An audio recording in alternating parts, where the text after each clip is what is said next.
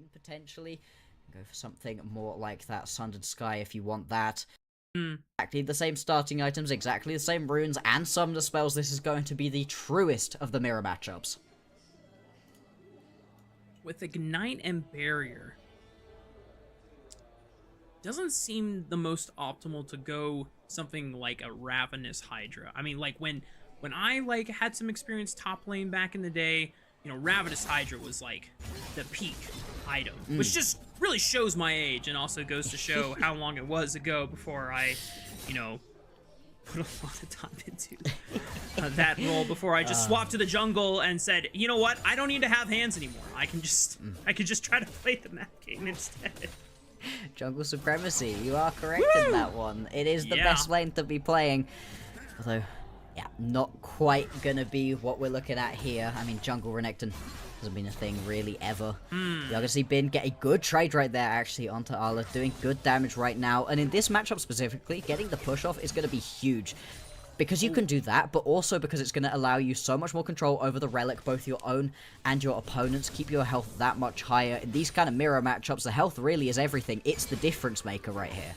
Yeah, I mean, Bin has been super smooth on the animation canceling of his ability so far. Just being able to quickly weave in chip damage here and there, get combos in and out before Ala has a chance to really respond. And because Bin was able to get the first shove and the first level lead, Ala is now on the back foot, taking so much damage, and this just puts Bin at least in an advantageous spot in terms of controlling the lane. We'll see if Bin can leverage that into pushing Ala out early and get Bin some extra turret plates for his work here. Yeah, and as much as these 1v1s are funny, are memeable, actually straight in goes Ala, away goes Bin. He doesn't want this one, he's got much less rage stacked up. Yeah, just gonna have to run away. These 1v1s, they're memeable, they're funny, but they do really matter. Blue side is huge at the moment in the meta. Everybody would like to have it. Getting that game 1 side select is massive for yourself. It means if it goes to a game 3, you are going to have side select twice as well. Arla going to pop this ulti instantly, get 6 first. Bin responds. Ignite already used by Ala. Bin, both Dominuses used, but because there's no flash, Ala would have to get a double slice and dice into an empowered W stun. And Bin might have overplayed his hand there. Ala, the fact that he was able to get level 6 first, and Bin walks in trying to get level 6 off the wave as fast as possible, just gave Ala too much of a window to be the aggressor on the trade. Exactly. Ala not going to be able to cash that in into picking up any tower plates. Is going to go back to base with pretty much the exact same amount of gold. So it should be the exact same buy as well.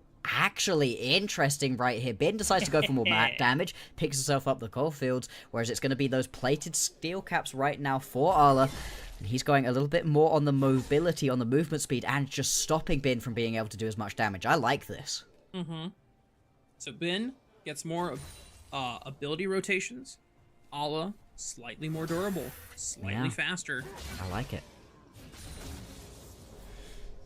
I think in this situation, I would prefer to have the steel caps, especially because we saw during those previous fights, there were a couple situations where Ala was walking at Bin, but he was just slightly out of range. He wasn't quite able to pick himself up the damage that he wanted to. Now it's going to be so much easier to keep up, especially because it's not just empowered boots versus regular. This is no boots right here. It's a big movement speed advantage. And Ala's taking a much more aggressive position on the wave here, whereas Bin is trying to kill all of the minions as fast as possible. So now that Ala forced to sidestep back in the brush to dodge the minion aggro, but Ala now trying to put the pressure on the Bin. There's still a health relic that they can go for, but the Ignite forces the barrier. Ala's going to dive under the tower. He believes that he can kill him, but the Ignite is not enough. Bin survives, and now Ala is down. Both summoner spells. Dominus available at the ready. Bin was looking for that double slice and dice into the stun. Just not in range. Ala's popping the Dominus, but now Bin can go back in. It's a nice trade. Ala trying to look for that empowered Cole of the Meek for the sustain. Just forcing him back. One more auto. Wait! But Bin! Slice and dice. The superior Croc gets the first kill. You can see Ala turning to his teammates going, So close, nearly had him, but that's going to be huge right here for Bin. He's going to be able to push this wave in underneath the tower as well, grab a chunk of turret plating. He's now going to be able to come back from this recall, empowered recall as well, in a nice advantage. See what he's actually able to pick up. Yep, it is going to be the Eclipse build. Wow, Ala is full in on the defensive stats right here. Going to grab himself an Executioners. I can see the angle that Ala is trying to play for. More defensive stats, more ways to cut the sustain of Bin, but that for me always feels like it's more favored to go that route when you are naturally ahead, because then you just rely on your base stats to do the damage for you. But going this route, you don't have nearly as much damage as Bin. A full Eclipse picked up, and it's not like he doesn't have defensive stats either now, because he picked up a Bramble Vest, so now the sustain cut equally by both of these items. Yeah, it's very much just going to be about the extra movement speed that Ala has, and if he's going to be able to use that to space to his advantage. Barrier Ignite very close to being back up for both of these champions. The ulti's a little bit further away, although they both use them at pretty much the same time, so there's not really going to be any advantage or disadvantage there. We've still got 40 seconds until the Ring of Fire begins to close in, but once it does, that means that that initial kill that Bing gets is only good for the gold it grabbed him. It doesn't actually mean he's any closer to winning, it's just the next kill that completes it. Yeah. Ala, ideally for himself, wants to get a chance to get one more base off. Yeah. And maximize the amount of gold that he can spend. Oh, man. Bin just has the freedom to do trades like that to Ala under tower while still, you know, was 2 levels above, now just 1. Oh, this is such a scary crocodile that Bin has built up for himself. With this Eclipse as well, every time he goes in, it's just the Eclipse shield that's taking the first tower shot. You see it here again. It's just the shield every single time. So he's not actually losing any health over time by taking these constant trades in, whereas Ala getting chunked down more and more. He's getting very close to being one-shottable if he doesn't manage to dodge away from those slice and dices. We'll see. We'll see. Maybe Ala can pull this one back. He does now have the Barrier, the Ignite, and the Dominus, both of them available. Well, if Ala wanted to get a base in, that moment has passed. Yep. He's gonna get a chance to at least heal off this health relic, and thankfully Bin was already topped off, so he's not giving anything over to Bin, but it's level 12 versus level 11. Eclipse and Bramble versus steel-plated caps and Executioners in the difference. And Bin still has 2 refillable pot charges. Dominus popped by both players, but Ala significantly down in HP. You can only imagine who the victor is going to be, and it is Giga Bin winning the side select for BLG. Gonna be able to pick up the blue side right here for BLG. A critical thing coming into this series. Exactly what you wanted to see. Ala, he was so close. Nearly was able to get that first kill. If you do get that first kill, that's a completely different 1v1. You're likely going to be the victor. Exactly, but the first kill does go over to Bin. He's going to be able to pick up this 1v1. Side select goes over to BLG, and that is just so hype. Because it is a top lane versus top lane matchup, it's now going to make it that little bit more interesting once we actually get onto the Rift, see what these top laners can do up against each other. And it's a question that we've been asking BLG as of late as well. Even though when they win, obviously everyone is looking sharp. But in the losses, we already pointed out, you know, we have our concerns with how well he is performing against the junglers that are outclassing him in those losses. Bin, not gonna lie, also looking invisible sometimes in the series that they are faltering in or struggling to win through. Bin has not necessarily been always the Giga Bin that we've come to know and love over many years of watching this guy play throughout the LPL. And it's a question that for BLG fans hope get answered, at least in this series, that Bin can be consistent tonight. Yeah, I mean, in the matchup versus AL, it wasn't necessarily that Flandre was kicking Bin in. I mean, a little bit happened in the first game. It was a Jace versus Ambessa matchup. Flandre on the Jace is just able to completely destroy Bin in that one. But in the next 2, it really wasn't that, you know? It wasn't that it was completely this top lane matchup falling to one side, Bin isn't able to compete. He just wasn't able to be particularly helpful to the rest of his team. Even in the win he had on the Renekton, it was a decent performance, but it wasn't necessarily that top level of Bin performance that we've been looking for. Invisible, like you said, is exactly the right word for it. He needs to do more than just go even in lane. For this team to win, for BLG to be the BLG that we know and love, they really need this top side crushing people, unlocking way to be able to put all of his focus into the mid and bot lane. He loves to go gank Knight, go gank Elk, play around this bottom side of the map, and it requires BLG having a winning top side. Yeah, and we know that it's not, you know, out of the ordinary for Wade to go play through top side. Yeah.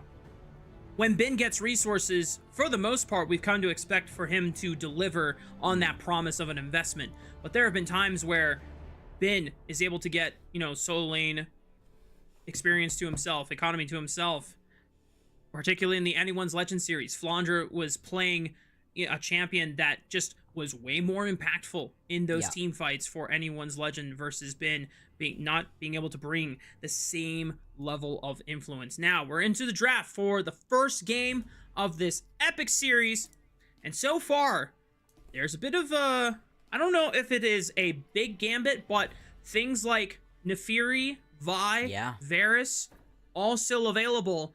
Yeah. And they're actually going to take some respect tonight and ban away the Ahri as well. A lot of these highest priority champions are still up and available. Let's see what this first pick is going to be. It's B1. It usually means that it's just going to be this Varus being picked up. It's so safe. It's so easy to grab. Not particularly hard to predict that that one's at least going to be given a look in for BLG. If they do lock this one in, it opens you up to a lot of different kind of compositions. The Varus does just work into a lot of different supports, into a lot of different comps. You can use it poke, you can use it on hit, of course. But what does JDG respond with right here? Because this is going to be very interesting. In terms of picks that we see pulled in to the Varus, if you take yourself the MF, you can kind of win this lane into him, and then you set yourself up for that kind of full wombo combo kind of composition, and you've got a lot of the best pieces for those kind of comps still available to you here. Yeah, either of these two. You can take both. This is the joys of being red side. I think MF Vi is a solid setup for JDG just to have guaranteed guaranteed combo, right? Because Vi is still one of the highest priority picks for a lot of teams here in the LPL. Not necessarily because, you know, the jungler in itself is a strong scaling jungler, but it's just such easy, reliable execution. A lot of the mid lane combos have been taken off the board. No Ahri, no Talia, right? But still, with a misfortune, that's one way to guarantee a decent pick. Now, a great answer into the misfortune is that Xin Zhao, which still on the table and could easily skirmish with the Vi early game. Yeah, that means that both of these junglers are going to be looking to get involved nice and early on. And this is a slight worry right here for Paze. We've seen quite a lot of MFs recently blow that full bullet time into the Crescent Guard. Wei doesn't care. He's going to be more than happy in that situation. And now, with Knight picking up one of his signature pickups here in the Azir, there's a lot of range that you've got on this BLG composition from its carries, and then you've got that all-in potential out of Wei. I like what BLG have right now. JDG, they're going to have to be very careful to have enough setup right here for the MF. Paze on this MF has looked good, but you have to have so much around it to make it work. The MF cannot carry by itself. It's not like these Ezreals or these Kaisers where you can put the team on your back. It's all about the setup in front of you. Vi works, Alistar works too. Those two can be a great combo. I was actually curious if JDG wanted to do something like pick the rel for themselves and then immediately ban support counter picks away, right? Like the Alistar, but it's not the rel, it's the Alistar, but they are following a similar train of thought, right? Yes. Take the support that you want for yourself, that you have the blind pick, and then ban supports or support just one that would make the laning phase very difficult for you to play. Yeah, and it almost guarantees that you're not going to have the rel picked into you, which is a really good pairing alongside things like the Xin Zhao and the Azir. They love that, and it's a perfectly decent bot lane matchup for you as well. You really don't want to pick it, though, into the Alistar right here, so I think it opens JDG up to be able to ban away a couple of different things. Guarantee that that's not going to happen. We're going to get a little bit of a top lane focus right here by BLG. Bin not wanting to play into the Ambessa. Could be another top lane pick here. I imagine that JDG will look for their mid laner of choice and then save counter pick for Ala in the top lane. Victor could have been a nice way to handshake that mid lane phase against Knight, be a powerful scaling team fighting champion that would have been kind of your late game investment if this misfortune doesn't win you the game. Okay. However, I'm about to say, you know, you still have counterpick available for JDG, and if that 1v1 gave us any indication, you don't want to leave. We have not seen this in a hot minute, but this was a staple counter pick to Azir back in the day. Xerath makes its appearance, and Knight is even hyped to see it against him as well. There we go. I love it. When you see the other team smiling and laughing at your pickup, oh no. Don't tell me it was a bait. Please don't tell me it was a mispick. Oh my god. No, please. JDG, don't bait me like this. I was actually ready to pop off. Oh my gosh, now we're in suspense blocks where we have no idea what's happening behind the scenes. Oh no. Damn it. If that was... Hey, I hovered it, but I was trying to select something else and the game didn't let me. Devastating. Genuinely devastating, because that would have been so hype. That would have completely changed up the way that things are looking, right? Because all of a sudden, what was a decent poke composition that you're playing into as BLG, no, you just completely outrange with their Xerath. You can sit so far back, poke them out. You've also got the all-in potential through your misfortune. I mean, that would have been so fun.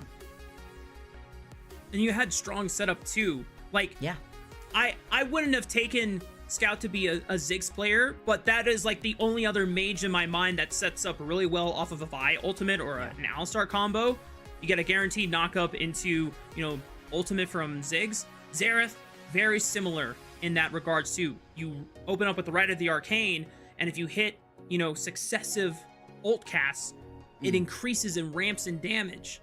And the way you can guarantee that is if you have, you know, champions on your team locking down the priority target for you to hit, you know, all those shots on. But we are now in the unknown, chat. Okay. We have no idea if it was a mispick or something else happened. Something else in terms of technical Please let it be something else broke. Please. Right. Rafa, I've got a question for you, yeah? What's up? What is the absolute worst thing that could have been instead, right? It's not the Xerath. Imagine your worst case scenario. Instead, it's just what? Like worst case scenario for, you know, entertainment value? Could legitimately be, yeah. Like, it's just an Ahri or something. Well, the Ahri was banned. It looked like they were looking at Silas. They're lacking magic damage, so I wouldn't say it was gonna be like a Zed or something, although I think Zed would like do well into Azir as well. But yeah, like in terms of like magic damage champion, like I guess the most safe option would be a Hui. That is something that's been in Scout's wheelhouse before, normally paired off with like Shun's Nidalee and Missing's Leona. That was a combo, or maybe I'm thinking about top esports. I think I'm thinking about top esports. Sorry. Wrong team combo, but you know, it could be something like the Ori. It could be something boring. We've seen that matchup a million times before. I'm just thinking absolute worst case. To be fair, the Ori alongside the MF, I don't know. It's not that bad. Well, yeah, I think the Corki's on the ban table. Otherwise, another Azir Corki when you think you might get the hype of a Xerath matchup, and then it's just another Corki. Corki Azir, Season 5 all over again, baby. Victor Azir. Hey, you know what? BLG at least banned it away. It was like, no. You're not getting Victor, bro. Yeah. This isn't right. We're not Cubby. We're not Cubby looking at a group Nirvana game. Why don't we have We don't deserve the shadow ban. Who knows? All right, well, it's back. We're gonna blaze through the draft up until the R4 pick. So Twitch chat, fingers crossed, toes crossed, whatever else you can cross. Let's go that it's still just gonna be the Xerath picked up right here. Everything else should be the same up until that point. We obviously won't know what went wrong here. I'm hoping it was somebody's mouse died, right? That's fine. Only time will tell. Regardless of what champion Scout actually locked in for themselves, assuming it was supposed to be mid lane and not top lane blind pick there, what are you looking at as BLG? You still have a support to lock in for yourself. Yeah. A counter option into the Alistar. No Renata, no Nico. If you want to pick something that is advantageous into the Alistar and is ranged alongside Varus, that would put Bin on, you know, tank duty unless BLG are bold enough to say, you know what, none of us need to be a front line. You know, we're all gonna be, you know, volatile squishy. Oh, okay. It's just Silas. It's just Silas. In All a right. usual situation where they don't bait us with the Xerath, I'm actually very excited for the Silas, you know? There's already a couple of really good ultis. In fact, all 3 of these ultis are pretty nice to be able to have as a Silas. You're stopping BLG from wanting to pick yourself anything up that's too great in terms of the ulti department. There's no way you lock Rel in here. What? Wow. Wow. Huh? You pick yourself Rel into Alistar, into Silas, so you give the Magnet Storm over to a team that can then use it with the Silas. I am shocked. This is the perfect game for FaZe right now. FaZe is set up so gorgeous to be able to carry this game if they're able to get even a slight advantage right here as JDG. I will say that Alistar can only punt away so many threats. Like, true. It would take, you know, BLG all-inning onto FaZe ulting with Azir shuffle, Xin Zhao flying in, Rel, you know, committing with the crash down Magnastorm. You know, the beauty about dealing with Alistar is Alistar can deal with 1 engage with the punt, but 3 of them at the same time. I mean, the best you can do is look for a pulverize on the way in and then hope that FaZe gets enough distance, right? No one else really has, like, pushbacks or disengages. In fact, you know, Xin Zhao would have been nice in that regard. The only support that comes to my mind in terms of, like, an immediate get off me is, like, a Janna ult. But obviously, you know, we're not seeing Janna in this meta. But to comment on the last lock-in, it was a Ornn for Ala, so you have insane long-range engage setup. You have so many tools to start off wombo combos for this Misfortune. That being said, Bloxer, your damage is pretty much limited to Scout and FaZe. Yes. This is a game where you say, hey, FaZe, we believe in you, buddy. We trust you, and it's on him to pay it back. Now, we've seen it work plenty of times with Misfortune. We've also seen plenty of Misfortunes never get to ult, just get insta-jumped, and as you've been highlighting, Rafa, it's not like BLG don't have ways to get themselves into the backline right now and make FaZe uncomfortable. But if this is going to be a win for JDG, if they're going to prove that they deserve to be in those top 4 teams, then he's going to have to play this one out to perfection. The first real test for JDG in the second split. BLG, a chance to continue cementing themselves as one of the undeniable best teams in the LPL. This series is going to deliver, y'all. Let's load onto the riff for game 1 between BLG and JDG.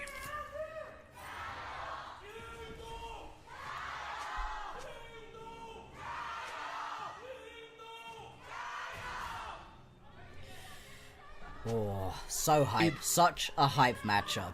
Dude, shout out to the guy starting off the Gyos for JDG's voice. He was loud. He was pushing it through. You could already hear the strain in his throat, but he was like, no, I'm giving my voice for my team. Respect. Exactly. And it's always great to hear the cheers right here. 2 teams with big fan bases, very passionate fans as well. And this is the hype matchup that everybody's going to be waiting to watch. Like you said, this is the one coming into the week that everybody looked at going, yeah, this is the one that I cannot wait to see. BLG, JDG on the rift here for game number 1. We are going to have opposite sides starting for these junglers. We highlighted the junglers as some of these key carries for these teams. Jun up against Wei, and they've got themselves high priority junglers who like to get aggressive early on. Both the Vi and the Xin Zhao have the capabilities of either going for a full clear into just going for crab and resetting, or they can look for those early plays. You know, Vault Breaker Flash, always a nice way to force a play happen somewhere. Bot lane getting a little volatile, missing, just going forward right onto On with the flash, trying to punish the fact that On was way too extended. And that's now both support flashes gone. and an Ignite burned by missing. As much as we do talk about how it's a real counter right here to have the Alistar into the rel, level 1, Alistar barely a champion at all. You can see here already losing out onto his flash. We're not going to have the Ignites coming through over on BLG quite yet. It's going to be not ideal for that one. Yeah, the push just going to be constant, and this is exactly what you can expect. You can win in this 2v2 in the bottom lane, but it's going to take those first items really coming through. It's going to take a little bit more time for these bottom laners really to be able to go toe-to-toe with each other. For the minute, it should just be Elk and On pushing in, getting themselves a nice early recall off as well. A good start for them. But maybe the base are going to be cancelled. Yeah, he's just going to push back Elk. This is going to delay things a bit. I think Elk's just going to have to stay in lane here. Otherwise, he's going to miss out on quite a lot. Yep. Whew.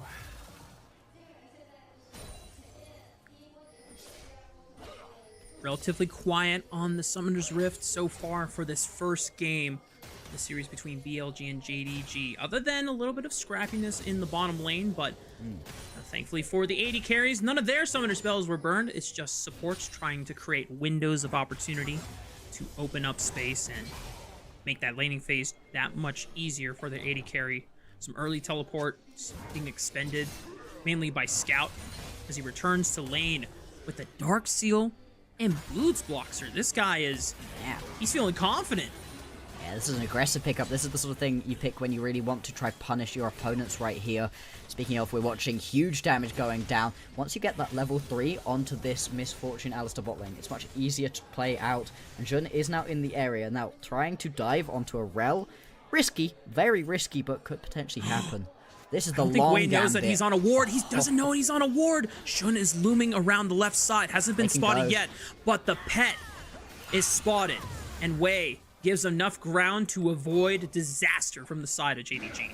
He's not going to go down, but does end up losing a little bit onto those chickens. So it's just a nice play out of Jun, showing up, gets another ward down. You can see towards that bottom side next to his Krug's Wei. Going to be spotted out right here. Yeah, like I said, a little bit quiet for the first couple of minutes, minute and a half, until we're going to get the grubs spawning. 20 seconds until the Drake is going to be up and available. Both teams relatively okay with getting themselves as many grubs as possible. Not going to be the be-all and end-all for either of these. Can increase the split push potential right here of Bin just a little bit, but with Bin's playstyle, with Renekton as a champion, he's much more going to be about getting involved in these team fights, not necessarily looking to split push his way through.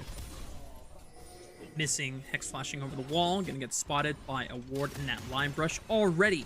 JDG proactive with the first lane swap in the game at 5 minutes, just a minute ahead of the first grub rotation spawn, which very telling of where JDG want to go.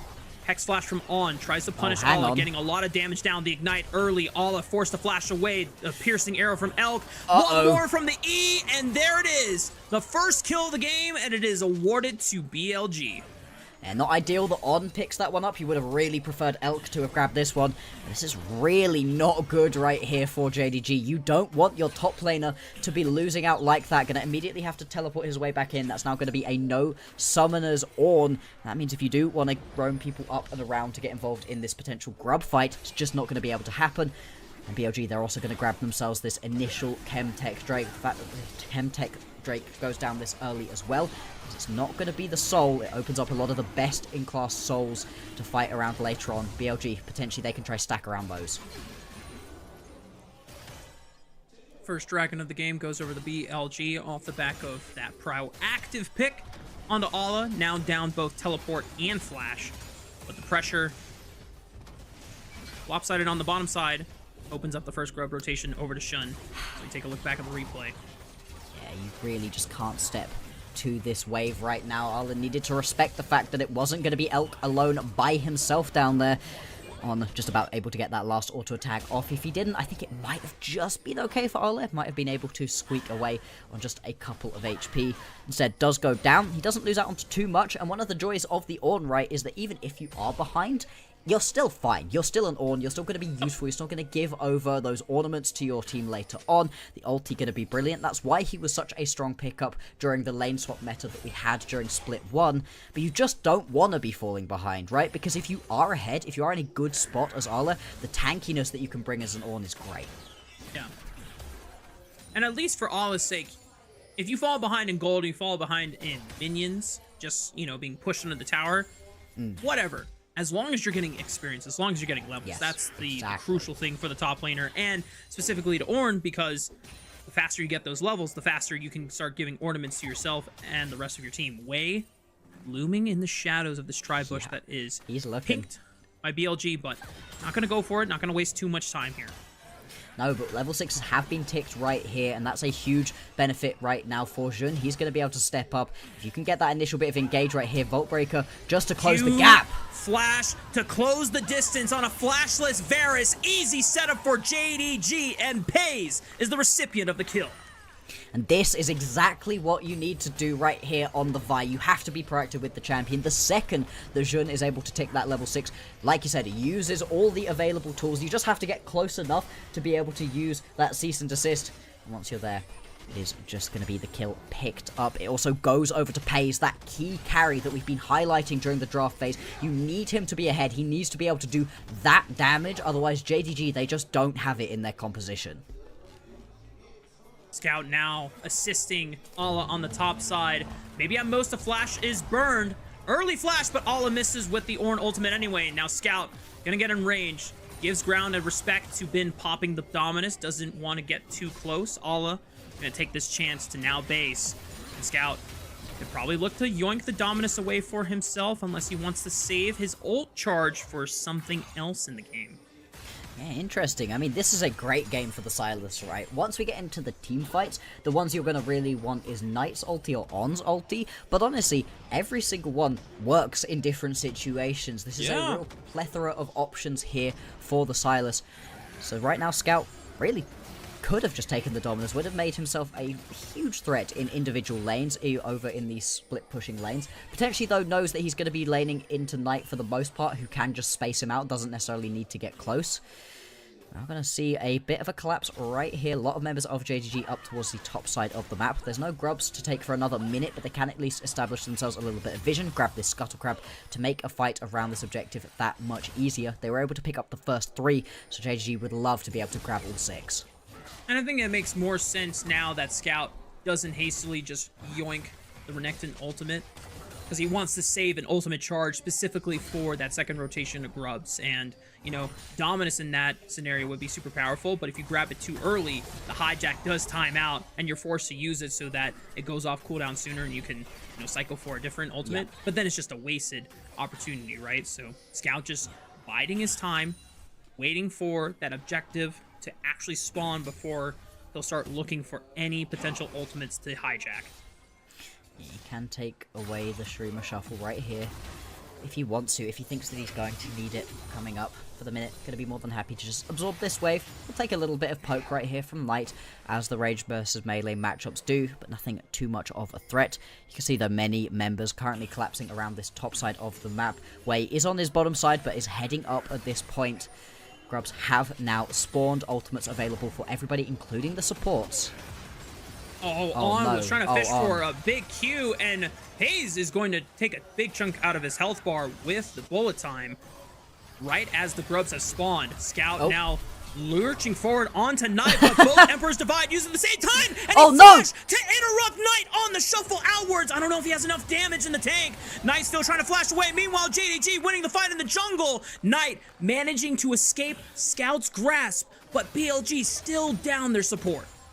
Yeah, it's going to push Knight out of lane as well, mean that there's so much free time right here for Jun to be able to step up, pick up these grubs for his team. It is going to be all 6 going on over. Response will be the Drake once again, but so far Jun has just been far more proactive than his counterpart.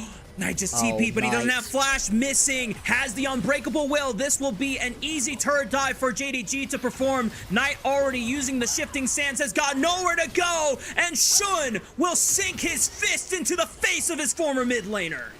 That's going to be another kill going over. JDG pick up the feats of Warfare. And it's currently pretty even in terms of having those objectives too. This early game been explosive so far, but Jun so proactive, 100% kill participation, exactly what I want to be seeing from this Vi. This champion is so good early on. You tick that 6 and immediately start getting involved in all of the lanes, exerting your presence. Love to see it right now. I have to say, throughout this game, even though it hasn't been that much action, hang on, Ala, no flash available. Not again. Bin has dominance. The Not flash again. crescent guard from Wei pushes Ala backwards. Missing. He throws out the brittle. Wait a minute, Missing is here, flashing forward, knocks up Wei. Not enough damage yet. There's the call of the Forge God. It's not going to threaten Wei's life anytime soon. It's just a support and a top lane tank. Not enough damage to threaten, but Ala's life is preserved. There we go, exactly what Missing needed to do right there. Ala, you just have to keep yourself in lane, buddy. Really just need to be useful enough come late game. Use those innate tools that the Ornn has. He's just going to be able to head back to base right now. As Missing could potentially have found a straggler in the bush, doesn't in the end. And 13 minutes into this game, there's a 1k gold lead here for JDG. Really, the gold gap has not opened up too much, but we're having first items completed now. And specifically, Sunder Sky on Jun means that he's going to be able to get into the backline and just heal so much extra survivability for this buy. We have some downtime. Just taking a note of how Scout and Shun have been following each other in the map for the first 12 minutes of the game. While everything was kind of calm, there is, you know, a feint over towards the bottom side of the map where Shun, finishing his full clear, tried to set up a dive against Elkin on. Scout had the first push, was ready to make it happen, but they adapted, recognizing that Wei was in the area, tried to look for a fast play onto him. He didn't fall for it. Everything went back to normal.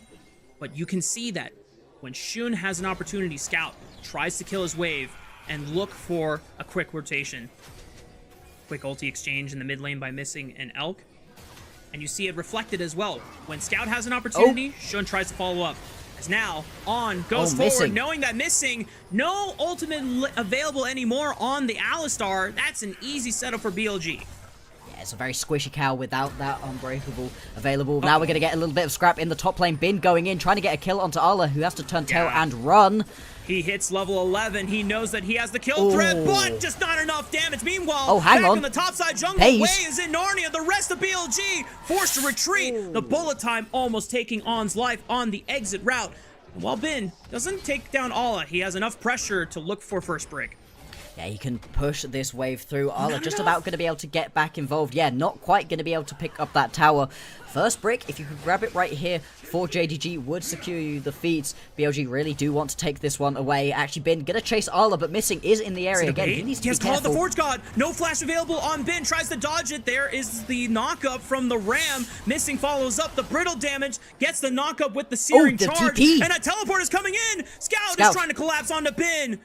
Does he have reinforcements? They're so far away. Missing. There we go. Another headbutt pulverized. A BLG solo laners getting collapsed by JDG's own.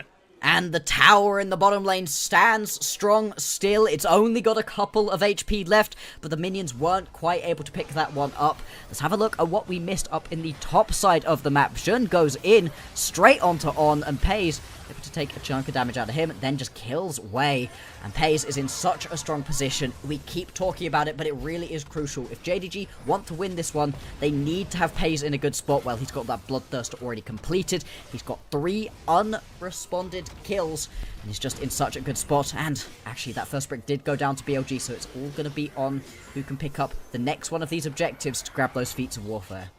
Now, everything looks good for JDG. They got 6 grubs, but BLG got 2 dragons to themselves.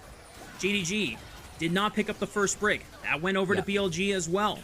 They are only 2,000 gold down in deficit against JDG. A lot of the plays have been going JDG's way, but BLG are still competitive. They are still within striking distance. One good fight is all they need to change the course and the momentum of how this game has been progressing for JDG and give themselves control of the game once again.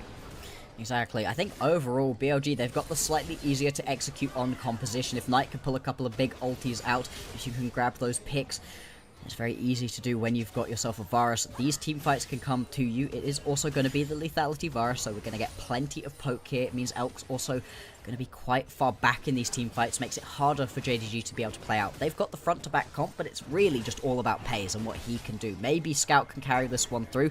He's got the rower completed, you know, is in a relatively strong spot. Well, Champion's currently in the mid lane. Scout going to take away that Varus ulti. Drake is falling very quickly, though. I don't think that you can actually step up here as JDG. Yeah, I think JDG can't really play for stealing want the the fight, dragon. though. They can at least try to pick off members here. Oh, no! No! Turn off the camera. It's okay. It's okay. It's okay. No, it's not.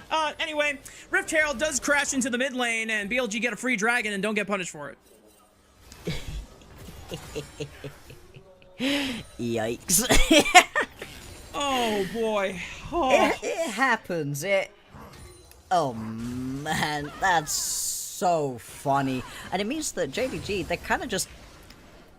They don't get anything for that, right? You lose a big cooldown. The Call of the Forge God gonna be down for a little bit. And Arla loses the 1v1. Doesn't manage to get himself that Ornn ulti off. I don't know if you convert that into any kills, to be fair. You know, it is pretty tricky. BLG, they've got a lot maybe of a flash. ability to jump over walls. Yeah, maybe a flash or something. You know, it's not midway through the biggest team fight of your life around Elder Drake. You know, there's moments for that to happen. Scout gonna be able to buffer that one really nicely, stops himself from being pushed back. If Wei hits this, will become lightning, though. Missing is here. He can only punt away one threat, and it's on. The only one that could have been in range with the flash crash down. Scout avoids any danger, still preserves his flash. Man, that second cast of the Upscon Abduct was so clean through the divide. Scout is playing really well in this first game. Oh yeah, the carries right here for JDG have been stepping up, but this is what we were saying, right? The carries have been looking good recently. It's been Arla missing, who have had some questionable plays, questionable decisions going through, and this one, like you said, it's just really nice.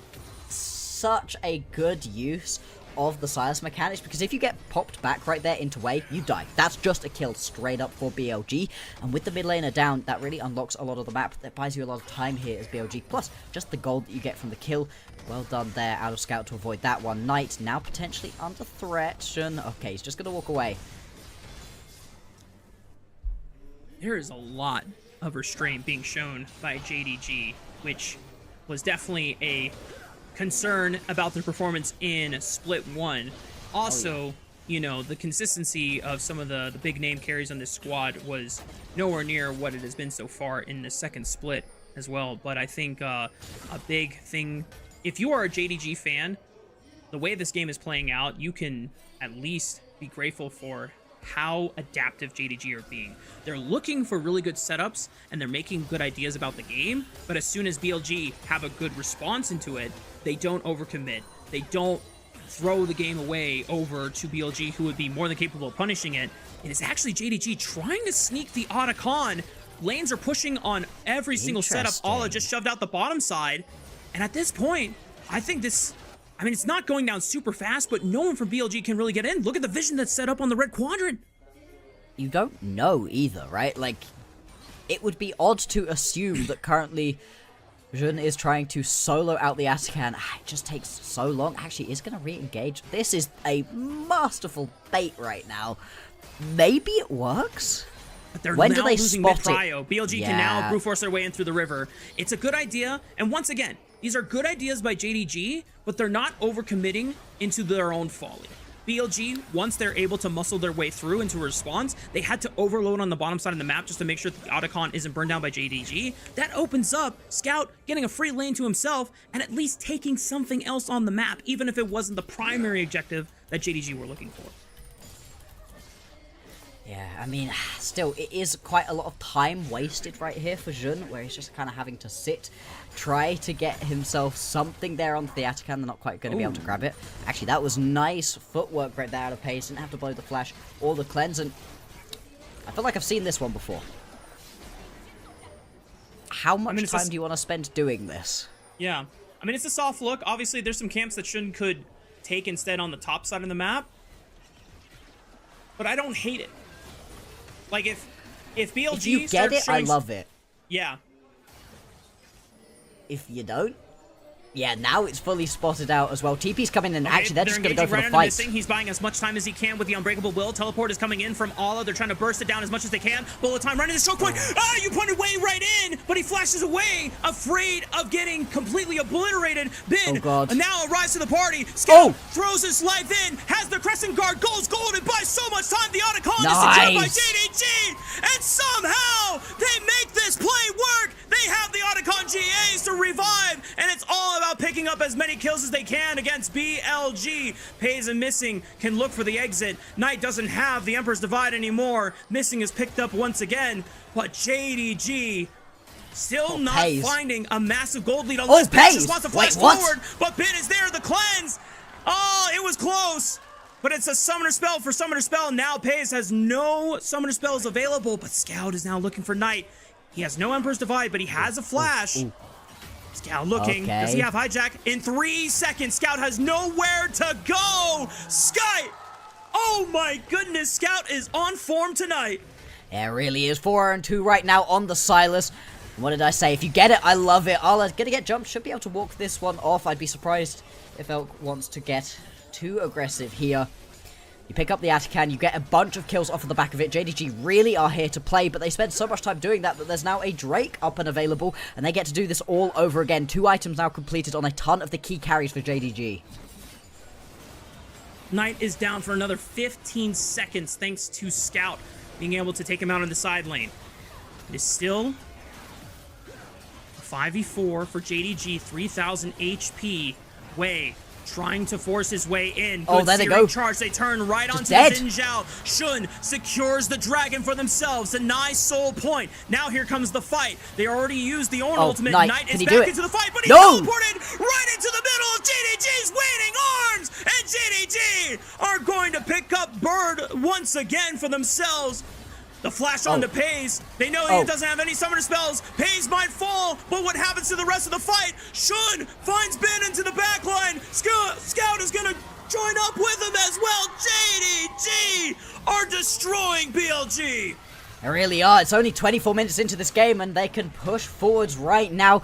All of the grubs, too, to be able to threaten here onto the towers. Brilliant fighting. And JDG, they're just playing with so much confidence. We said during the draft phase that it was going to be all on Pays. What could he do? Could he carry his team right here? Well, in fact, actually, I feel like Scout has been the main carry. Is just playing out of his mind right now. And this fight is just initiated here. Arla gets to go in, and the second that he gets that knock-up onto Scout, that means the Drake's going to be secured. And it's this TP right here, not the TP you were going to be looking for, as Knight just gets insta-popped. Scout has his number in this game. And from there, you can just chase this one on. Yes, Pays dies in the end. It's a little bit of gold back. It's something for BLG, but it feels like they are being dismantled right now by JDG. I mean, when you see plays like this, it is peak desperation for BLG trying to get something back. But Shun and Scout are still alive and well to carry on through in Pays' death. JDG find themselves 6,000 gold ahead against BLG. Look at they the deny damage. the soul point. 6 grubs, like we said before. Scout, 10 seals or 10 stacks on the Dark Seal. 3 items. And Missing with another engage. Ala's going to line up the Call of the Forge God once again. Stops Knight in his tracks as he was trying to shift forward. And Scout finds the golden left hand once again. Subdues it in his hand. And reminds him who has actually delivered a world title to the LPL. There we go, JDG are dismantling BLG. They're going to be able to turn back around, pick themselves up the Baron, and this should be what they need to close this game out. It's going to take a miracle for BLG to be able to come back in this one. They're down by 7,000 gold. It's going to increase to 8,500 or so once this Baron falls. And BLG, what can you do? It feels like they've got no options in this game. Bro, I think EDG Scout just logged in for today. What is going on? I mean, we know that Scout's peak and what it has been capable of. But throughout this entire season, there's been, you know, great performances. There's been excellent performances. This is masterclass from Scout today. Yeah, I mean, it's just so nice to watch somebody pick up this Silas and be aggressive. We were worried about this composition out of JDG running out of damage and it all being on Pays' shoulders. Now, Pays is delivering, don't get me wrong, but it's Scout on this Silas. We were so sad when it wasn't that Xerath that it could have been. Hey, I'm more than happy with the Silas right here. It's being piloted so well. 10-stack Medjais, and then also you've got that upgraded Riftmaker as well from Arla's Ornn. he's in such a strong position to just be able to step forwards, and the ultis are just great. TPs, double TPs, actually. Right onto the flank of Pace. He still has double summoner spells available. Bin forced to retreat defensively. The Call of the Forge God lines up onto Knight, eliminating Bin. A massive knockup from Ala right under the tower. JDG are proving that they belong in the top 3 to be discussed as one of the best teams in the LPL, dismantling the 2-time LPL back-to-back champion in 2024. Yeah, BLG just faltering right here. They're going to lose this game summarily. Less than 30 minutes. That's pretty fast for the LPL at this point. The first Nexus Tower will begin to fall. The second soon to follow. And there's really not too much that Elk and Knight can do. It would take a miracle right here. This game going to go down. It's going to be 1-0 JDG in this matchup versus BLG. To be okay. It was Ala, it was missing who we were worried about. There were a couple moments, you know, where the Ala fears at least nearly came true. Missing actually had a pretty good looking game right there onto the Alistair, so hopefully they're going to be able to replicate that in this one. The BLG, let's see what they can do to fight back. Now I'm going to jump into the second draft of the series so far.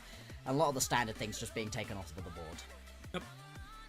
Still no Talia, still no Jace. Rumble and Gwen also taken off the board. BLG are going to change up some things, though. Their third ban was Ezreal in the first game. Now it's the Skarner.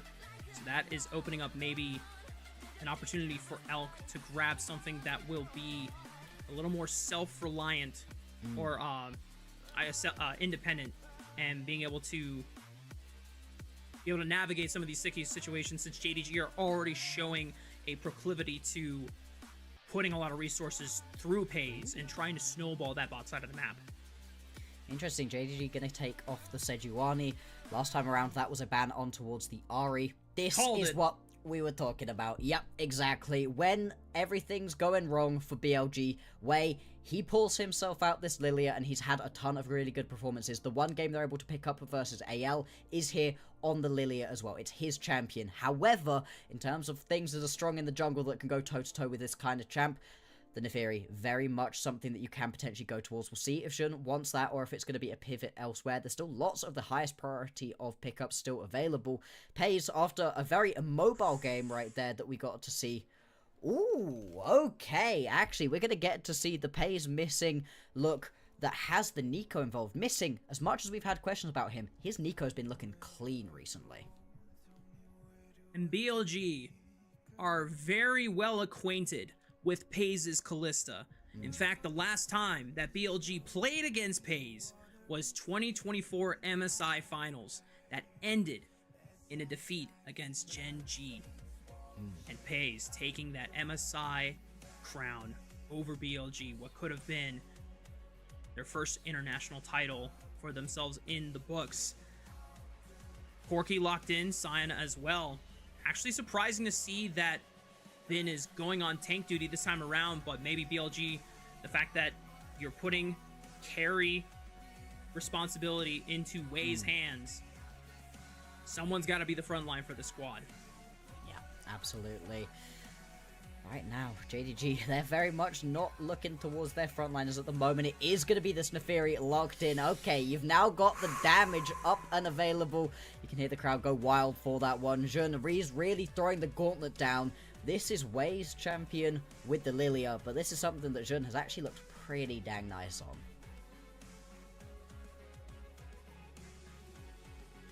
This is so poetic for this second game of the series. JDG on series point. Wei is throwing down the gauntlet by saying, give me the Lilia, I will carry. Shun says, bet. Walks in the Neferi. And so far, there's not many answers that can stop the Neferi on demand unless you are flying into the vicinity of a Sion who could, ult and catch you on your Hound's Pursuit. I'm curious what other answers that JDG are going to try to snipe out that would make Shun's life miserable. I like that they banned the Karma. You don't want to deal with shields. If you can eliminate the need for shields, then that means you can prioritize bruiser items. You don't have to go for a Serpent's Fang super soon into the build. Yone, also a good call out since that Corki could be flexed easily to Elk. Oh, yeah. Actually, I was wrong. I thought that I remembered a Jun game onto this Neferi, but this is actually the first one he's going to play in both the placements and in just this regular Split 2 season. So let's see how he looks on this pickup. Something very exciting to do. Last banaway is going to be the Rise. You're still going to be looking for a top laner and a mid laner most likely, although Scout can technically take himself this Nico if needs be. And ooh, we're going to get the Arla Yorick right here. That's not what we're expecting. We said put this man on tank duty. Now, we saw a bit of a disappointing Yorick in the previous series. Can Arla give us a better performance on this one? It has a relatively neutral matchup into Bin's Scion right here. You can just sit and farm through the early game and then try to be involved in those side lanes. Elk gonna take his Caitlyn. What do you pair along with it right now? Don't do it. Do not do that. I mean, you do already have a front line in Scion, and BLG are banking on a very explosive, high damage, high threat bot lane in Caitlyn, Elise. JDG, there is no front line. Zero. Really for Nada. this squad. There is no tank. None. York is the closest thing, and he is pretty much a bruiser. And I feel like at this point, be there. the composition with this York answer, the only thing that makes sense for it is JDG saying, we believe in Allah to basically occupy Bin the entire time. Yeah. We will put him in a position where if Bin ever leaves Allah in a side lane, BLG are going to pay tenfold for it, for all of the turret split pushing. Now, as you called it, we've already seen, you know, some York games and not really living up to that split push, you know, dream scenario, that win con. Maybe JDG, it's different. The way that they were juggling the Otacon and the turret pushing on the other side of the map, you know, maybe it was a preview. Yeah, potentially. At the same time, though, such a risk to play this kind of composition where you just have no way to step up and face check a brush. You know, you've got some damage, you've got some poke that you can try throw out, but there's no tank that can just be stepping up into any of these situations. If you want to play this Yorick effectively right here as Allah, you can't be too tanky. You need to be getting into the side lanes, pushing those through, using Maiden to really just melt through towers, maybe even putting a couple of your ghouls into a side lane alongside Maven. You can go push a different lane, have 4 members in another lane. There's so much cool tech that you can do with this Yorick. You just can't be tanky with it, though. That's not something that's going to happen. JDG, they do have the luxury of being up 1-0 in this series, so even if you lose this one, at least there's another game. But they don't want it. They want a 2-0 right here. 2-0ing BLG would be such a statement. BLG setting up something standard with the team fight composition, a little bit more front to back, but not to say that there isn't any creativity and some volatility in some of the picks that they have drafted for themselves, but it definitely seems like JDG have doubled down upon it. We are on the rift for game 2 between BLG and JDG, and already we have multiple members, all members from JDG on the bot side of the map to guarantee priority and safety with the ward control in the bottom lane brush. Yeah, doesn't look like we're actually going to get too much skirmishing happen at this point. I don't think you really want to be stepping up as JDG, not into the Elise right now. Shouldn't scout, they are going to walk in, yeah, I mean, they're just going to take a chunk of damage, not going to be any kills all on. Well, that sucks. That's unfortunate for On.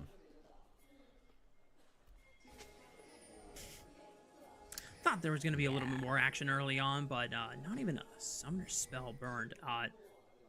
I'll say that this is kind of interesting. Even though bot lane setups are pretty lethal, it's still so... I don't know what the right word would be. It's still very... I guess safe, or they want it to be safe and not as volatile. You're not seeing like ignites or even exhaust coming out from the supports. It's heals from both missing and On. Yeah, well, they know that there's going to be a lot of damage going down. It's going to be the Electrocute Elise. Now, not something we've been seeing so much during this Split 2. It's something that was popping up a ton during Split 1 was the Elise support. And it really can just be so oppressive in lane. You can see right here the amount of damage being done. Missing already going to have to flash away. The heal's gone too. And actually, On pops the heal as well, just for a little bit of extra speed up. they're going to be able to fully push through this lane. As you would expect, this is very much going to be an uncomfortable lane here for FaZe and Missing to try to play out. The Caitlyn, another thing that's a little bit different right here. We really haven't been seeing the Caitlyn too much either, but she is still in a relatively strong spot. She's so oppressive in lane is the main thing. Oh, this is creative. Shun skipping all of his bottom side quadrant camps. Wants to look for an early gank onto Elk and on. But there's no real strong CC setup here unless Shun is just going to close the distance here. Doesn't really quite find it. The dagger from the dog. Not going to do enough damage. But it is flashes expended by both On and Elk at the cost of Shun's. Just not quite going to be able to land the last little bit of damage needed. Now Wei is in the area, technically unspotted as well. Pays pretty close to his tower, should just be able to walk this one out. Yeah, he's going to spot out Wei, step back towards his tower. And both junglers just going to spend a bit of time sniffing in the bottom lane, but not able to grab anything. Yeah, Shun has to return back to his camps. He gave up a lot of tempo for his own self-interest just to make sure that he could at least alleviate some pressure on the bottom side. Would have been ideal for JDG to get a kill out of that setup since they were so far up, but pretty hard to, and well played by Elkin On to escape, and Wei giving some of his time to make sure that they were able to get that crash on the bottom side. Now it's BLG trying to rotate over to the top side first. Ala is still occupying a wave here, but FaZe, I think, was spotted on a ward that they placed down on that Raptor camp. Yeah, and I mean, last time that we saw the bot lane and moving around into Ala's lane, he did end up going down. Let's see if he's going to be able to survive. It was not FaZe. It was Missing. Ah. Damn, Nico. Oh, good sidestep. Oh, does he still die? That's a lot of damage onto Ala, flashing away just at the last possible second. Still has a teleport, and now that FaZe had taken the reset, walking back towards the top side of the map, On is going to stop the base now for Ala. Yeah, a ton of damage going down. Is going to be able to get away, just about was able to sidestep that cocoon from On, otherwise that could well have been that initial first blood going on down. Now we're going to get both bot lanes up in the top side of the map. We've still got a minute until the grubs are going to spawn. It's going to be a Hextech Drake as that individual first Drake. Really great one to be able to grab. Every single champion enjoys the stats that one provides. Let's see who's going to be moving towards that one.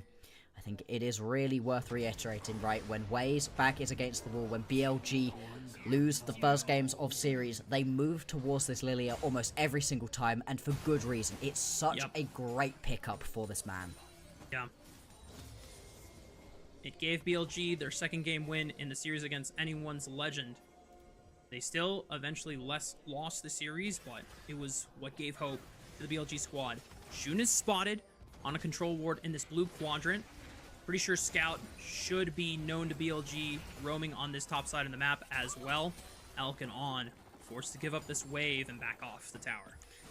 Yeah, everybody just getting so much pressure right now. Jun stepping up, more than happy. Obviously, he's still got that E to be able to survive. Extra survivability onto this champion through the changes have really changed the way that Neferi is. Neferi jungle so dang strong at the moment. So much survivability. Does mean, though, with all of the knowledge of where JDG are at, you can start up this first Drake as well. The response is going to be this first set of grubs right here. Now, this is crucial that we are seeing the team with a Yorick picking up at least 3 grubs. Yep. It doesn't necessarily guarantee outright that you're going to get Void Might spawn, but every bit of extra turret damage is going to make the difference here when you have Yorick on your side. Now, JDG more than likely going to have to swap their bot lane once again, because Ala is getting surrounded slowly by the rest of BLG, and this might have not been the safest place to back. They know that he's there, and Ala's recall is stunted for now. Doesn't have flash from the prior setup on the top side of the map. This Yorick is looking very, very juicy, and BLG will take their first kill against it. It's just going to be the kill going straight on over to BLG, exactly the early game that you want. This is why you pick yourself the Elise, all of that priority that it can give you. And again, Ala, we were questioning a little bit why he was going towards something like the Yorick. He's been pretty vulnerable to ganks, to all of that stuff early on in this split so far, and once again shows that off. At least on the other side of the map, you are going to get a little bit of something done. Scout might not quite get himself the turret plate. No, at least does get this turret plate, so that is going to be something. And there's not really a gold lead going either way. Still, it is nice to grab that first kill. It's only one death on the Yorick so far, but I want to take the time to highlight a concern that JDG can have in this game. First game, it was an Ornn that was getting focused and ganked. And that is totally fine as long as you're still keeping up in levels. Yorick is not the same archetype. If Yorick falls behind, whether it's levels or gold, the effectiveness of this champion goes tremendously down. You don't get to spawn into a team fight and at least still provide an AoE knockup. You are expected to have decent pressure on the side lane. If not that, then what else is this champion going to accomplish this game? Oh, really good root by missing. That's the flash out of Knight. Knight just going to have to flash away from that one. To answer the question, is it bait? It's definitely bait the way that a lot of these LPL top laners have been playing it so far. Playing it as a teamfight Yorick. Don't do that. That's bad. Play it through the side lanes. Even a behind Yorick can still melt through towers and provide so much pressure on the side lanes. You just have to be strong enough that one champion can't immediately come and kill you. Even if one champion can stop you from pushing, just drawing one away is at least going to even up the odds in these team fights, get it into a 4v4, and then hopefully you get far enough ahead that you're drawing multiple members to your lanes, or risking having a ton of towers fall if the other team leaves you alone. And while Ala hasn't been getting many turret plates for himself and slightly behind of Bin in terms of the item curve, Scout has been benefiting a lot off of some additional CS against Knight. He's been picking up a couple turret plates on both sides of the map. This Sway is slowly getting a little bit more gold. It's just a faint amount, but that's how it always starts. Now JDG have a couple of objectives to look at, again, same as BLG. 1 minute on the second rotation of Grubs, 2 minutes on the second Dragon. Yeah, and the Grub's got to be your focus here. Giving 6 Grubs over to a Yorick is such a great way to put him in a good spot. Even if he's behind in items, well then he will just be melting through towers anyway. And some great interactions between his ability to spawn the ghouls and all of the little void mites that you can get. It's just such a great pressure tool against these towers. But we'll have to see, of course. This overall composition from JDG is a little bit incongruent, let's say. It isn't necessarily the sort of composition where I look at and I go, ah yeah, this makes total sense. Because Pays wants to jump in quite a bit, so does Shun.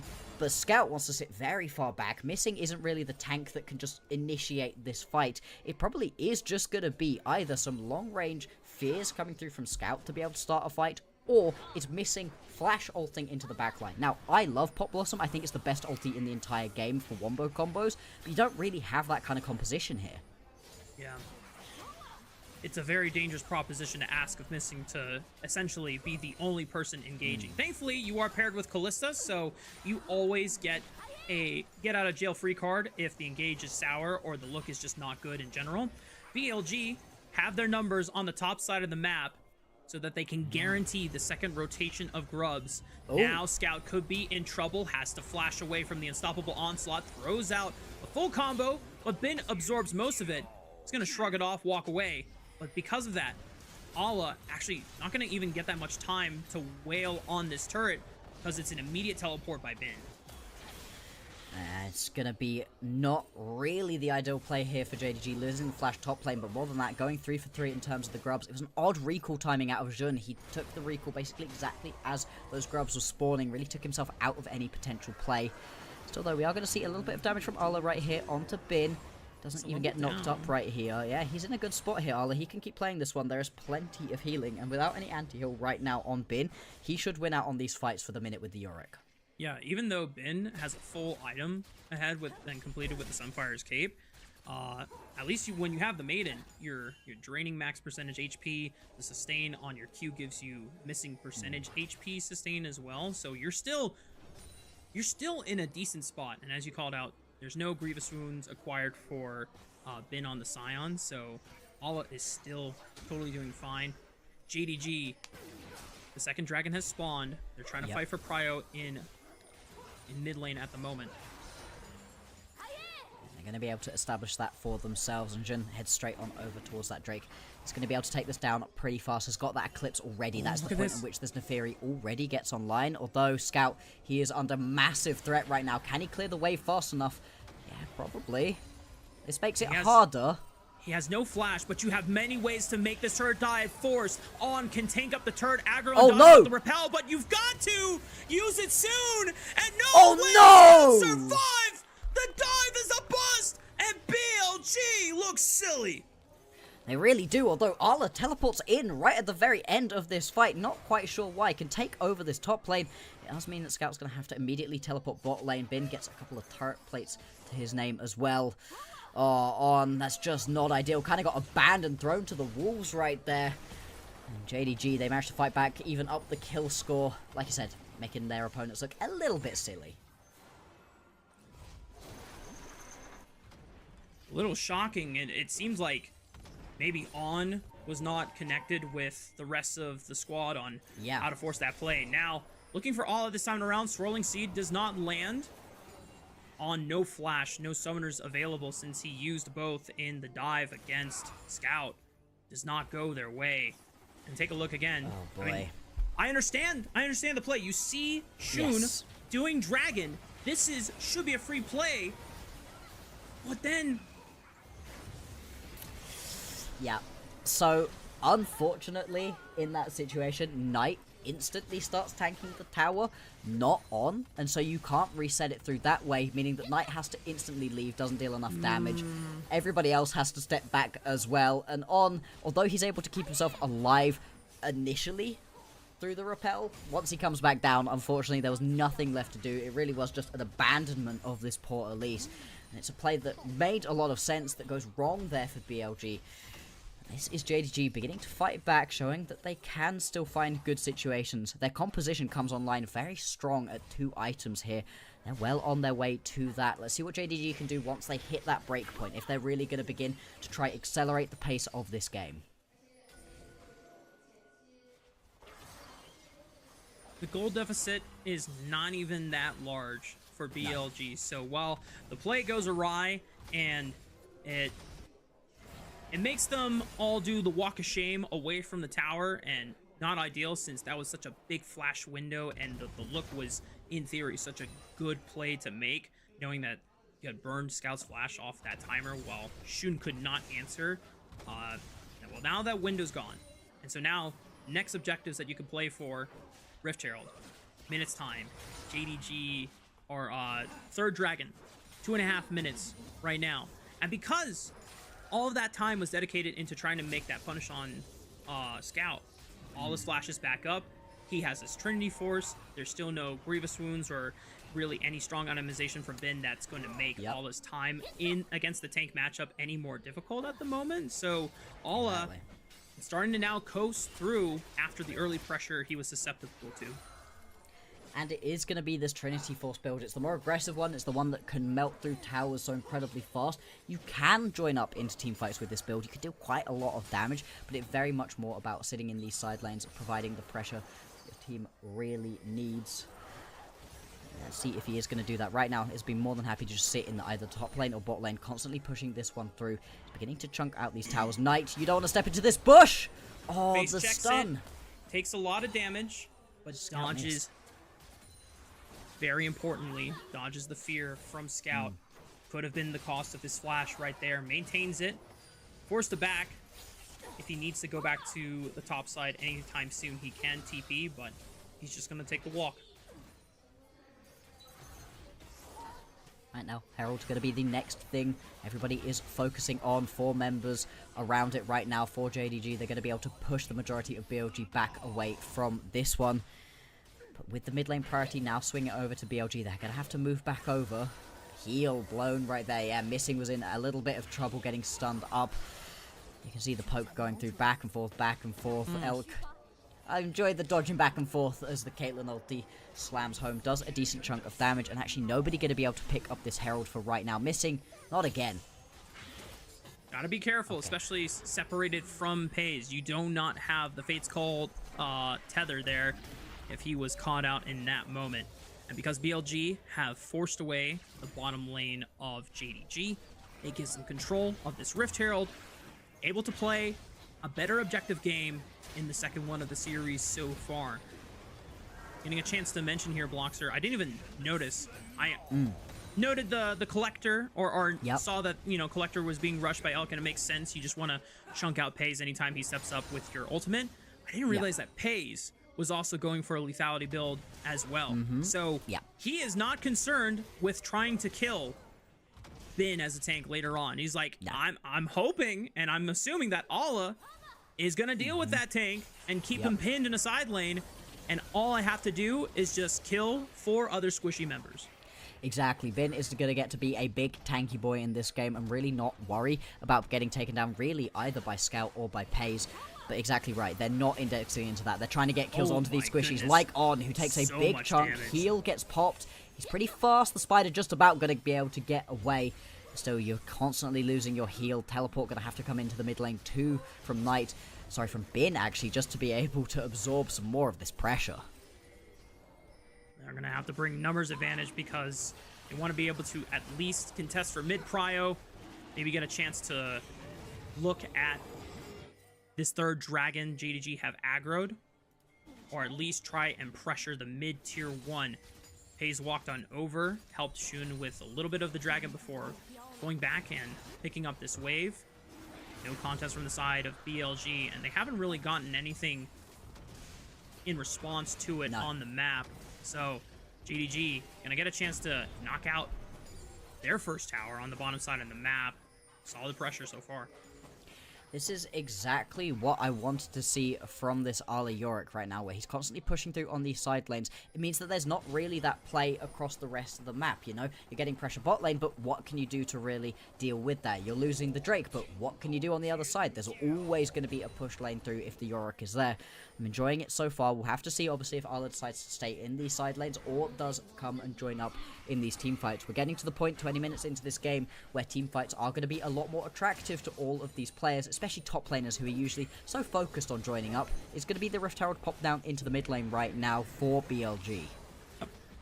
Gonna overload in the mid lane. 4 members here alongside the Rift Herald that guarantees the crash. The tier 1 will be taken. And On gonna escort the Rift Herald back out. Probably not gonna get a chance to look for a crash anywhere else. Should die by the time it returns wherever it goes. He's looking for that cocoon onto missing. Still has flash and heal if he needed a bailout, or Hayes can always throw out the Fate's Call. Relatively safe so far. Do you want to note that the fact that Bin was forced to use the TP mid didn't really get anything for BLG on the back half. Now Allah has a TP advantage, and this is where things can get very, very oppressive for BLG. The fact that Allah is still, even though behind a few hundred gold, it's behind a few hundred gold against the Scion. That's not the end of the world. He can still put pressure on the side lane. Oh, Jun.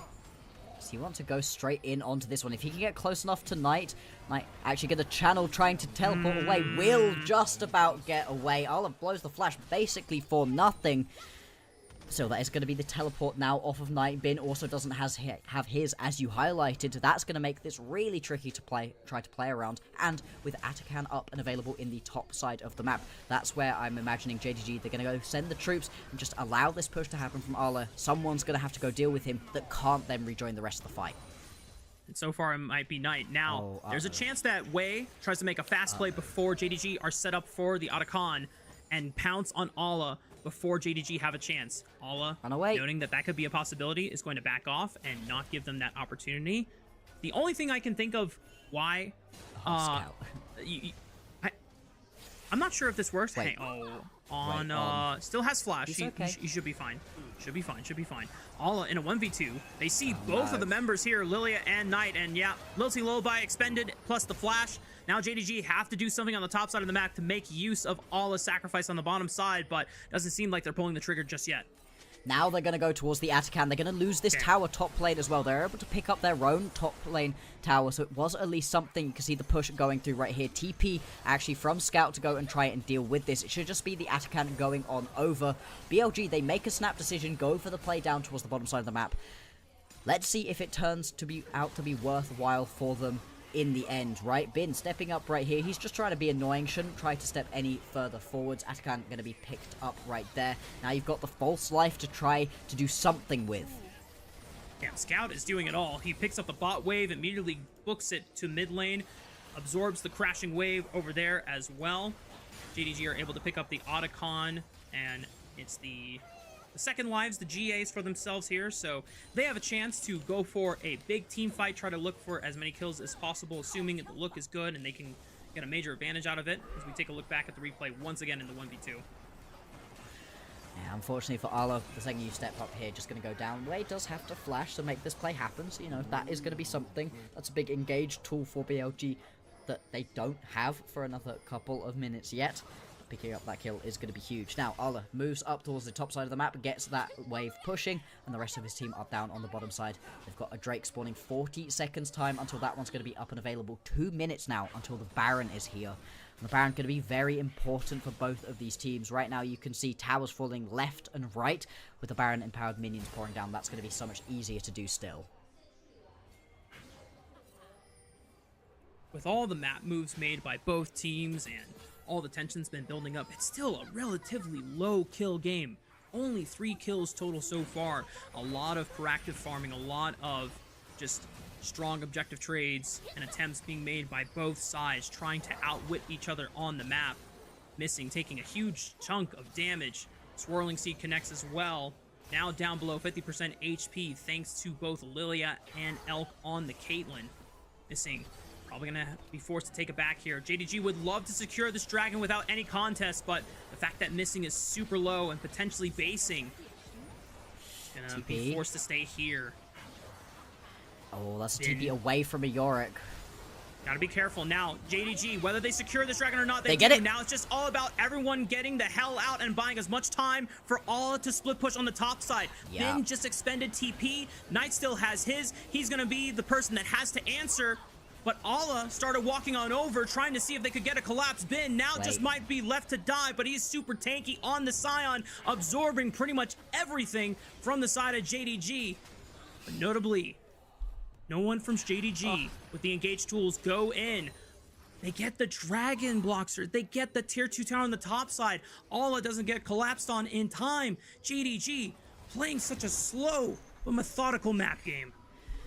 Rafa, it's enough to bring a tear to my eye. I just watched the Yorick stay in the side lane, not teleport down to the fight. Ala has teleport available. He could have joined his team, but he didn't. Rejoice, Yorick mains and Yorick enjoyers out there. This is what we wanted to see. This is what all of the other Yoricks we've been watching in the LPL have failed to do. They've been trying to teamfight with this champion. Don't do that. Trust in your team. Get extra gold. And it's going to be a King's Ransom that JDG are able to pick themselves up because of that play. Now the teleport comes in. This is a flank play. Uh-oh. I mean, Knight has goodbye, flash. Knight. Ola has teleported right behind him. They had a ward waiting in that side brush. The golden left hand is taken down once again by JDG. There you go. That's when you could use your teleport right there. The flanking Yorick, not usually something you'd say, but Knight was just way out of position. He's had a pretty bad day so far. Now there's going to be an engage right here onto Arlo. Wade can follow up, still has Lilting Lullaby trying to punish the Yorick, but missing with the Pop Blossom. Only hits Bin. Wade tries to flash away. On is here to provide assistance if they need it. It just results in both JDG and BLG members both leaving the cause of the fight. This is great. This is exactly the way that JDG needed to play this game out. They've now got themselves onto Soul Point. Just 3 minutes now until that's going to be available as a buff to grab. If you can get this Infernal Soul, it's going to be huge. Elk underneath the tower does have friends. I thought Jun might want to go for that one. Bro, I mean, Shun had the ultimate just coming back off cooldown in 2 seconds.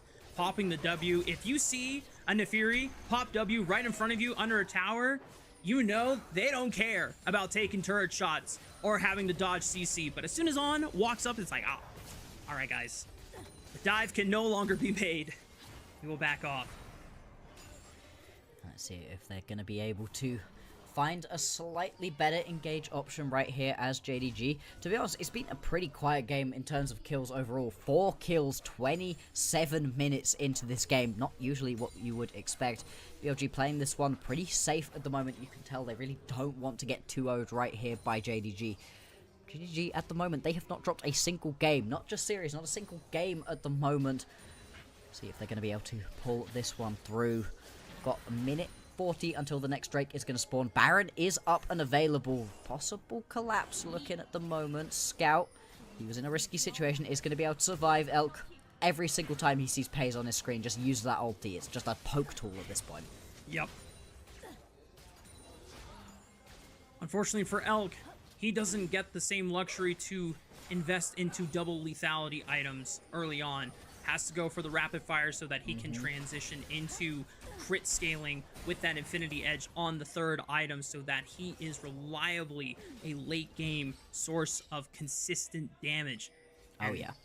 Once again, we have to keep tabs of the fact that JDG do not have a real tank on this composition. Yep. Everyone is susceptible to getting completely bursted in a full spell rotation. If BLG ever find the combo, or you have Lilting Lullaby, you have on picking someone with the Elise, it can set up to turn the tides of battle, and the gold lead is still pretty much dead even. Yeah, this game's going to be really interesting to see what the gold graph of missing is just dead here. There's no way he can get... Wait. Yeah, he's popping the proto unless they try to turn it, but the Lilia passive will burn him down. No flash available either, so there is no way that Missing was getting out. And right before the fifth dragon spawns in the game. Yeah. That is right before so Soul big Point. for BLG. But now they're going to try to... They're going to bait the Baron instead? Oh, that's gutsy. Hey, you can, and also you can just give up this Drake. Yeah, it extends the game. Someone has 5 to minutes. Block for Scout! Wait. He flashes just in the nick of time, but now he has no flash and he's up against the wall. JDG know that they cannot bail him out, but he's able to buy enough space and time. Pays able to distract him to the right side. No one could close the distance. Hey, Ala! That felt illegal. That felt like Scout should have died. But now this is it. It's just opening the gates on the top side of the map. This is Yorick Gaming, baby! This is what we wanted to see, and straight away, JDG, they recognize that people are going to have to go back to base, they're going to have to go and deal with the Yorick, and they make a snap decision straight onto the Dragon, straight onto the Baron here, even for JDG. I don't know if they're burning it down fast enough, and this isn't an attack speed Kalista that can ramp up a lot of spears. BLG arrive back to the Baron pit. They claim the Dragon. JDG gonna give control of the objective again. Bin has unstoppable onslaught. He has cut off Shun. Is he caught out? He still has a flash available. It should be fine. Using the call of the pack, the dodge, the Elise Cocoon still preserves the summoner spell and the flash. There we go. Arla gonna head straight back down into the mid lane. Pushes a nice big wave in there. Not quite going to be able to pick up the tower, but it's fine. You just need to be drawing pressure around. This is what you need to do with the Yorick. You can't team fight. It doesn't matter what's happening in and amongst the team fights. Draw more members over, and if you don't, you can see he just immediately takes himself a ton of pressure, and once again, JDG heads straight back on over towards this Baron, and the pressure through the mid lane right now that Arla's putting down. This one is just going to be gone, surely. 3,000 HP, no chance to get into the pit. That smite might have been. But face call used by Pays. Pin trying to flash forward, looking for something, but the knockup from Missing off the Fate's call ensures that Scout, even without a flash, does not get knocked up by Bin's decimating smash. And Ala's in the mid lane. He's going to pull BLG right on back, but he has enough space to be able to make his escape route. He's got Shun on his right side flank. JDG, they are outclassing BLG on the map. No.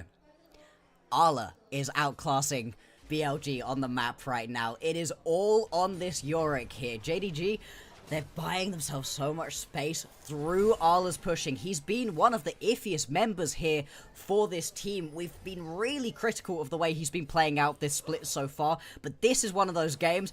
1 and 2, 300 CS. This is Yorick Gaming. It has been quite a long time to see a team play side lanes, play the split push game this well in the LPL. Usually that is something that is awarded to any team that has Xiaohu on their squad. The former RNG squad is missing. Still has flash available. Gotta keep his distance for now. Swirling Seed does not find its mark once again. Bin has unstoppable onslaught available, but doesn't pull the trigger. BLG maintaining their posture, maintaining their battle lines in this bottom quadrant, but someone has to respond to Ala's Yorick back in the mid lane, as now he sets his sight on the top side of the map once again. Just keep pushing this one on through. You can see Super minions pouring on in. It just means there's so much pressure going on. BLG, they're having to desperately try to defend against what is happening right now. This mid lane tier 2 tower is under massive threat at the moment, but you have to send members up to this top side. You've got to send someone towards this bot side. It's so tricky to play the map. This is very much a macro game through and through. 5 kills between the two teams at this point. Still, resets are going to come through. Less than a minute left on this Baron buff. The next big objective is going to be this Drake. It is soul point for JDG. If they can pick this one up, soul for them. And this would be a huge swing. Again, it's another thing that this team can play around.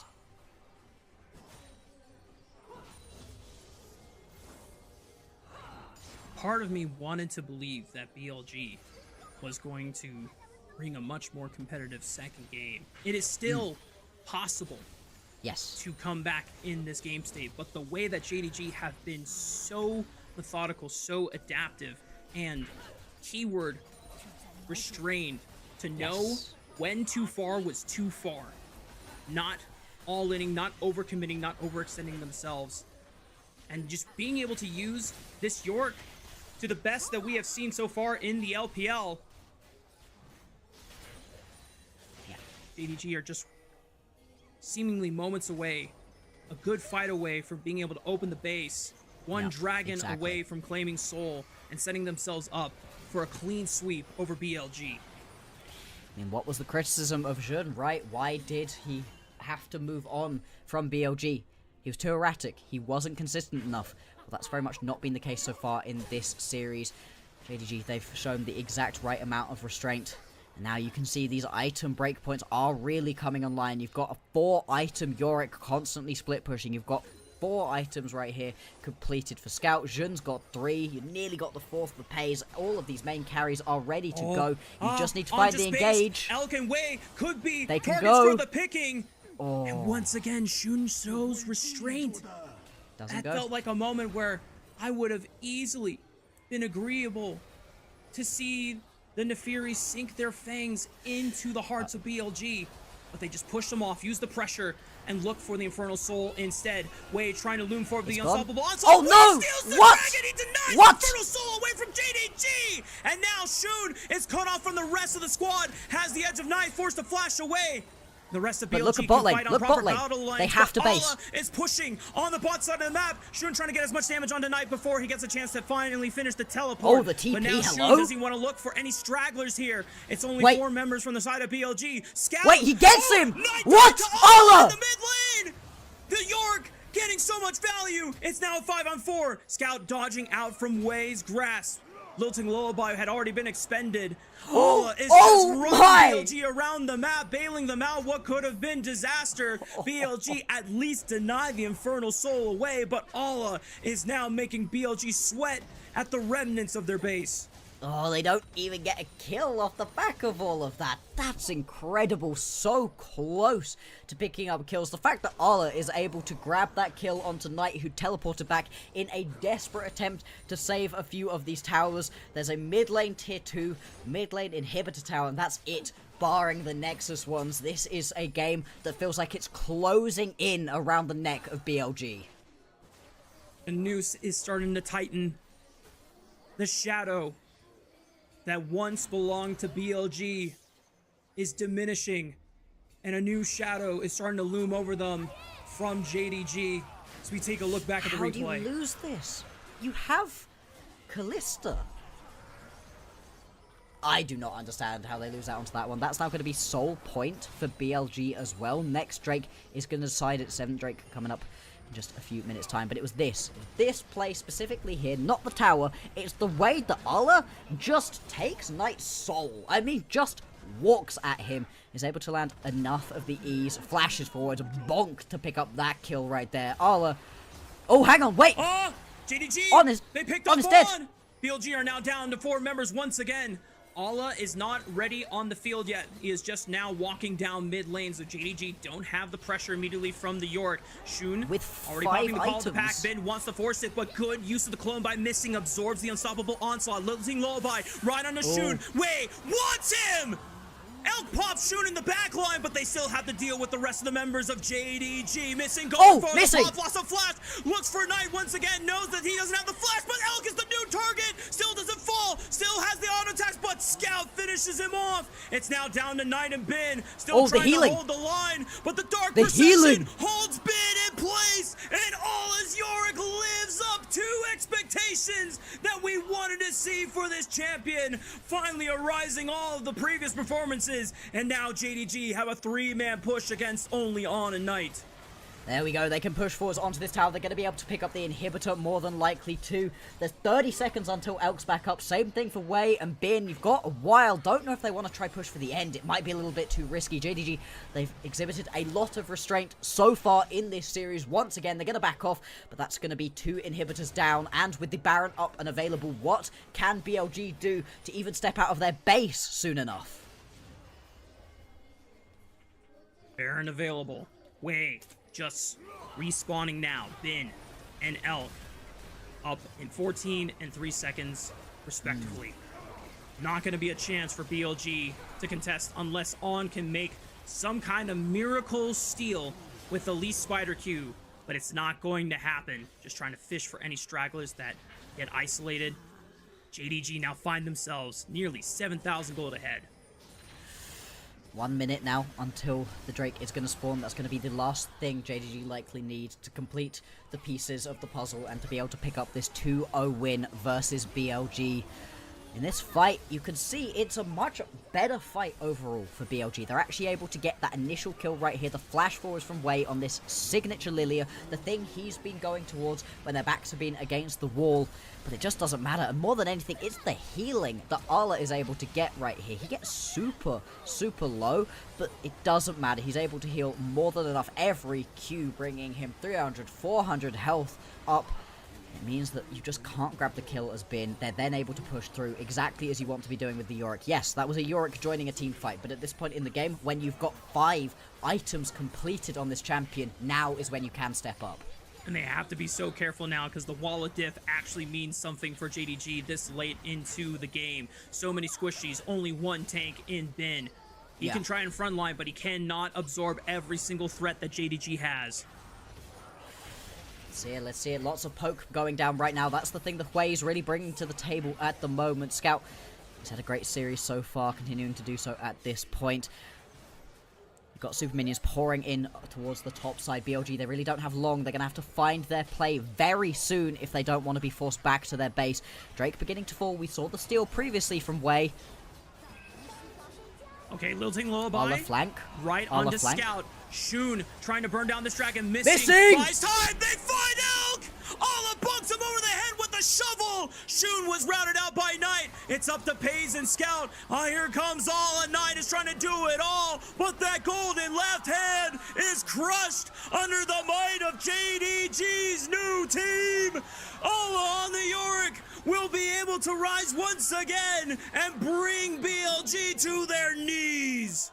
It's going to be teleports going into the base right here. JDG push forwards. They've got the inhibitors down. They've got the Baron buff up and available too. JDG are going to show that they may well be one of the best teams in the LPL right now. They are 3-0, 0 games dropped.